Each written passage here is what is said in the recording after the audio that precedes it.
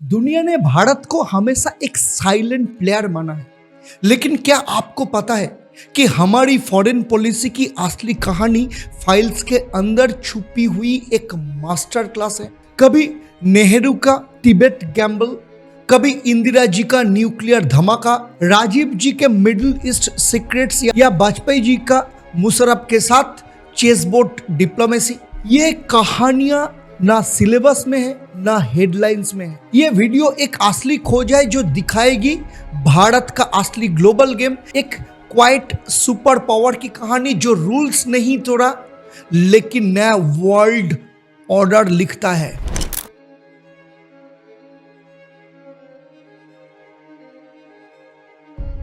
चलिए पहले बात करते हैं चैप्टर 1 में नेहरू का silent Gamble, Tibet and China. एक ऐसे फैसला जिसका परिणाम भारत आज तक भुगत रहे। 1950s में जब चाइना ने तिब्बत में मिलिट्री इन्वेशन किया, तब नेहरू जी ने ग्लोबल आउटरीच के बावजूद कि इस इशू को एग्रेसिवली अपोज नहीं किया। क्यों? क्योंकि एक्सटर्नल अफेयर्स उस टाइम के मिनिस्ट्री के जो आर्काइवल जो डॉक्यूमेंट्स है, बीबीसी रिपोर्ट है और सीआईए के जो डीक्लासिफाइड पेपर है, वहां से पता चलता है कि Nehru believed in Asian solidarity and assumed China would respect Panchsheel. Tibet को बफर स्टेट बनाना चाहते थे, लेकिन उन्होंने यूएन रेजोल्यूशन को सपोर्ट से मना कर दिया और इसका नतीजा 1962 में ह्यूमिलेटिंग वॉर, जिसमें इंडिया टोटली अनप्रिपेयर्ड था। चैप्टर 2 में हम बात करेंगे secret nuclear diplomacy of Indira Gandhi. जब दुनिया छुपकर देख रही थी, तब भारत अपना एटॉमिक फ्यूचर लिख रहा था। 1974 के Pokhran nuclear test smiling Buddha was not just about science, it was pure geopolitics। CIA उस वक्त इंडिया के इंटेंशन को अंडर एस्टिमेट कर रही थी। Indira Gandhi secretly worked with Bhabha Atomic Research Center and refused to sign the NPT Non-Proliferation Treaty। और New York times 1974 Indian parliament proceedings, Canadian Richter reports के मुताबिक ये इंडिया के लिए एक टर्निंग पॉइंट था। सेल्फ रिलायंस और डिटरेंस पॉलिसी दोनों बन गया। चैप्टर 3 में हम बात करेंगे Rajiv Gandhi silence Middle East diplomacy. Rajiv Gandhi ji ने साइलेंस से मिडिल ईस्ट में शांति का पैगाम दिया। 1980 में जब इराक ईरान का वॉर चल रहा था, तब भारत ने ऑफिशियली न्यूट्रलिटी को मेंटेन किया, लेकिन back channel diplomacy full swing में थी। ईरान के साथ ऑयल इंपोर्ट्स, इराक के साथ arms cooperations. Rajiv Gandhi personally facilitates Indian entry to OIC diplomacy despite not being a Muslim country.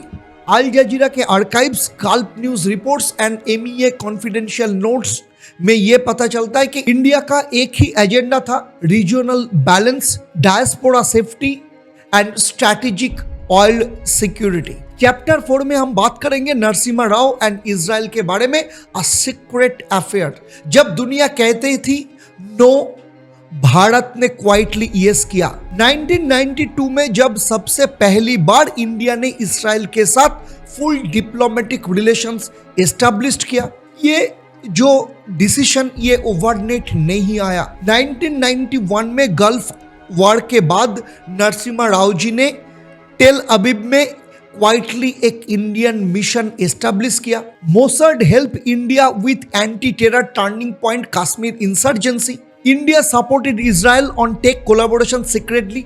हार्डेंस the diplomat MEA declassified file के अनुसार इंडिया ने मिडिल ईस्ट एलाइज को भी बैलेंस किया। यह डिप्लोमेसी का असली चमत्कार था। अब आया चैप्टर 5 में आते हैं वाजपेयी जी का जो एरा है। Vajpayee ji, Musharraf, the Agra summit mystery. एक हैंडशेक जिसमें सालों के बाद दर्द छुपा था। 2001 आगरा समिट, मुशर्रफ आए पीस बनाने, लेकिन समिट कोलैप्स हो गया। इसकी असली वजह थी IB और रॉ के रिपोर्ट्स के हिसाब से Musharraf wanted to internalise Kashmir issue को। वाजपेयी जी ने पीस को डिनाई नहीं किया, लेकिन नेशनल इंटरेस्ट पर कभी कॉम्प्रोमाइज नहीं किया।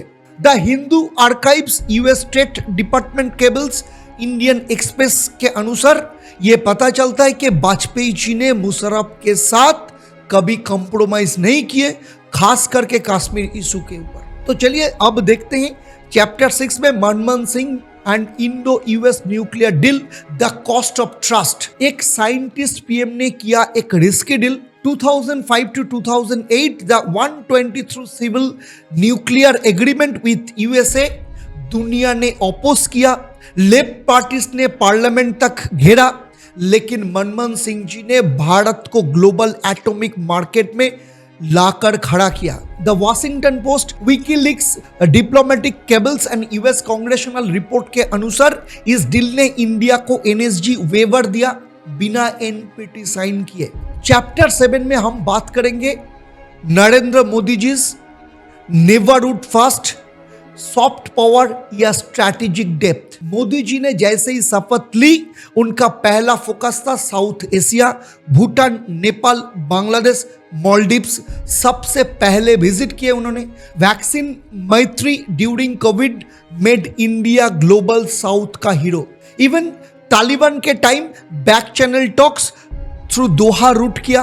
South China Morning Post, UN press release और एमईए पॉलिसी पेपर 2021 के मुताबिक मोदी जी का अप्रोच था cultural diplomacy plus economic leverage plus regional balance, और ये स्टेप बनी है नेबरहुड फर्स्ट पॉलिसी के कोर फंडामेंटल बेस के ऊपर। चैप्टर 8 में हम बात करेंगे Chabahar port, India Iran card. China Pakistan के सीपीईसी को काउंटर करते भारत के एक खास जोकर कार्ड था। इंडिया ने ईरान के छाबार पोर्ट में बिलियंस इन्वेस्ट किया to bypass Pakistan for Afghanistan access. Despite UN sanction, India ने डिप्लोमेसी के थ्रू छुप कर डेवलपमेंट कंटिन्यू किया। US waiver letter 2018, Iranian foreign ministry statement and Hindustan Times के मुताबिक ये जो काम इंडिया ने किया, ये इंडिया और ईरान के जो रिलेशन है, ये रिलेशन अंडरग्राउंड एक रिलेशन बन चुका था। चैप्टर 9 में हम बात करेंगे द अफ्रीका शिफ्ट। क्या भारत बना रही है एक नया ब्लॉक? अफ्रीका रिसोर्स भी है, बोर्ड्स भी है और स्ट्रैटेजिक पार्टनर भी। 2015 के बाद से इंडिया ने अफ्रीकन नेशन के साथ ट्रेड, टेक, डिफेंस में मेगा इन्वेस्टमेंट किया।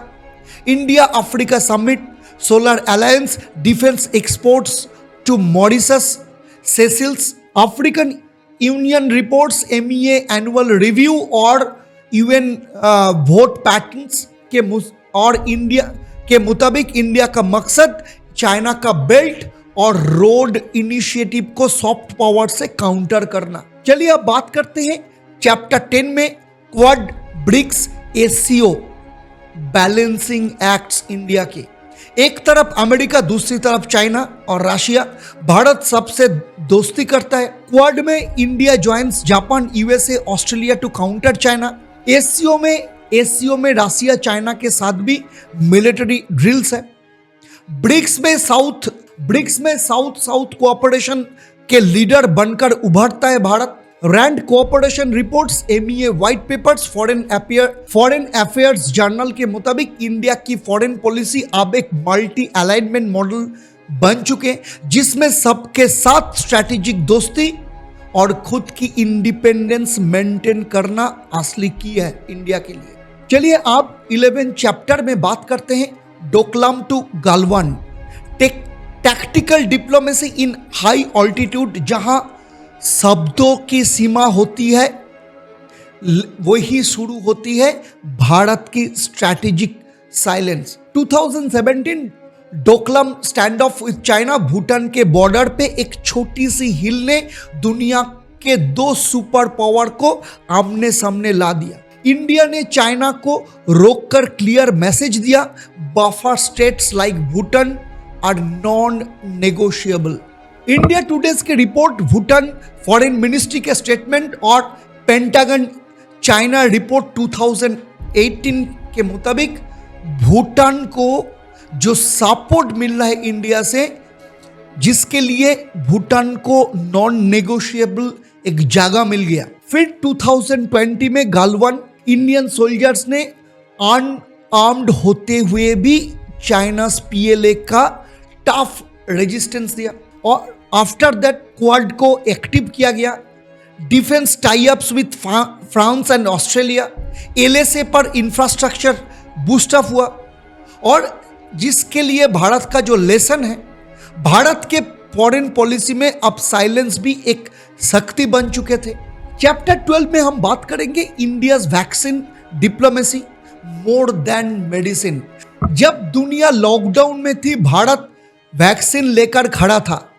2021 में कोविड पीक के दौरान जब वेस्ट अपना वैक्सीन स्टॉक पाइल कर रहा था, तब इंडिया ने 70+ देशों को फ्री वैक्सीन दिया, from Nepal to Nicaragua.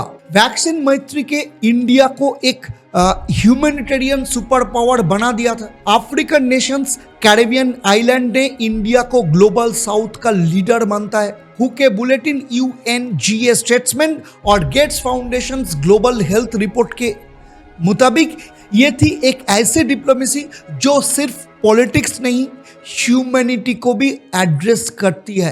Chapter 13 में हम बात करेंगे back channel talks with Taliban, the unseen negotiator. जब काबुल गिरा तो दुनिया शॉक्ड थी, लेकिन भारत तैयार था। 2021 में तालिबान के आने के बाद इंडिया ने एम्बेसी इवैक्यूएट किया, बट डिप्लोमेसी रुकी नहीं। Through Doha, Qatar and Iran, India ने तालिबान के मॉडरेट फंक्शन से सीक्रेट डायलॉग शुरू किया। इसका जो गोल था, ensure safety of Indian projects in Afghanistan, protect Sikh Hindu minorities, maintains presence in the region support. और Al Jazeera diplomatic source, Indian Express investigation 2022 और MEA ब्रीफिंग के अनुसार इंडिया ओपनली तालिबान को रिकॉग्नाइज नहीं करता, लेकिन स्ट्रैटेजिक कम्युनिकेशन बनाए रखता है। वही असली फॉरेन पॉलिसी का आर्ट है। और चैप्टर 14 में हम बात करेंगे G20 प्रेसिडेंसी, भारत की नई आवाज। एक समय था जब भारत को इनवाइट भी नहीं किया जाता था, अब भारत होस्ट है। 2023 में भारत ने G20 को होस्ट किया। सबसे बड़ा ग्लोबल इकोनॉमिक प्लेयर्स का समिट था ये, और इसमें जो हाईलाइट हुआ वो यूक्रेन क्राइसिस पर neutral yet humanitarian stand, digital public infrastructure model को दुनिया के सामने रखा और अफ्रीकन यूनियन को परमानेंट G20 मेंबर बनाया, जिसके लिए इंडिया ने पुश किया। जिसका G20 दिल्ली डिक्लेरेशन और इकोनॉमिक्स एडिटोरियल और वर्ल्ड बैंक G20 रिपोर्ट्स के मुताबिक ये एक बोल्ड सिग्नल था। भारत अब रूल फॉलोअर नहीं, रूल मेकर बनना चाहता है। ये एक बोल्ड सिग्नल था। भारत अब रूल फॉलोअर नहीं, रूल मेकर बनना चाहता है। पहले भारत के फॉरेन पॉलिसी डिसीजन डिफेंसिव होते थे, अब नैरेटिव ड्रिवन होता है।